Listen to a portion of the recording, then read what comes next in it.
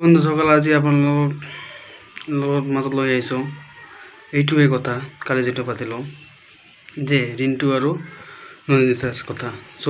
নন্দিতা ৰিণ্টুৰ কথা এইটোৱে যে নন্দিতা মই আজি শুনিলোঁ নন্দিতা আমাৰ মাজত আৰু নাই। এতিয়া আমাৰ ভাবিব লগা কথা এইটোৱে যে নন্দিতাটো মানে ইহঁতে মাৰ্ডাৰ কৰিলে, মাৰ্ডাৰটো হৈ গৈছে না এইটো, কাৰণ দাৰে মাৰিছে মূৰত, ই বাচিব পৰা নাই। মইতো আজি দেখিলোঁ যে এনেকা অৱস্থা।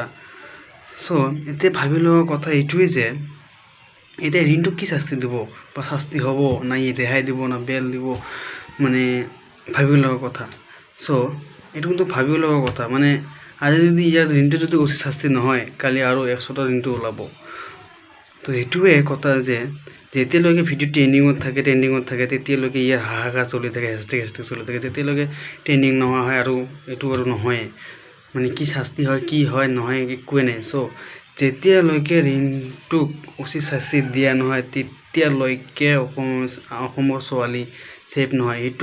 সেইটোক শাস্তি দিলেহে আৰু মানে কোনেও চাহ নকৰিব যে এনেকুৱা কৰিব। যদি এইটোক যদি এৰি দিয়া হয় তেনেহ'লে চাওক আৰু 1 মাহৰ ভিতৰত কেইটামান হয় আৰু কিমান হ'ব।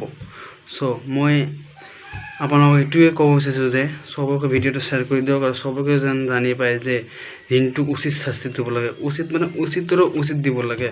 এইটো আৰু বাহিৰে কিছু নাই। যদি আজি ৰিণ্টুক এৰি দিয়া হয় তেতিয়াহ'লে আমাৰ অসমৰ ছোৱালী কেতিয়াও ছেফ থাকিব নোৱাৰে, কাৰণ এইটোক এৰি দিলে আৰু 100টা ৰিণ্টু ওলাব। ইয়াক কেতিয়াও এৰি দিব নোৱাৰি, ইয়াক উচিত শাস্তি দিব লাগিব। আজি ইয়াৰ লগত আছে, কালি আপোনাৰ আশপাশতে হ'ব পাৰে। তেতিয়া প্লিজ ভিডিঅ'টো শ্বেয়াৰ কৰি দিব আৰু আপোনাৰ ফ্ৰেণ্ডকো পঠাব। ধন্যবাদ।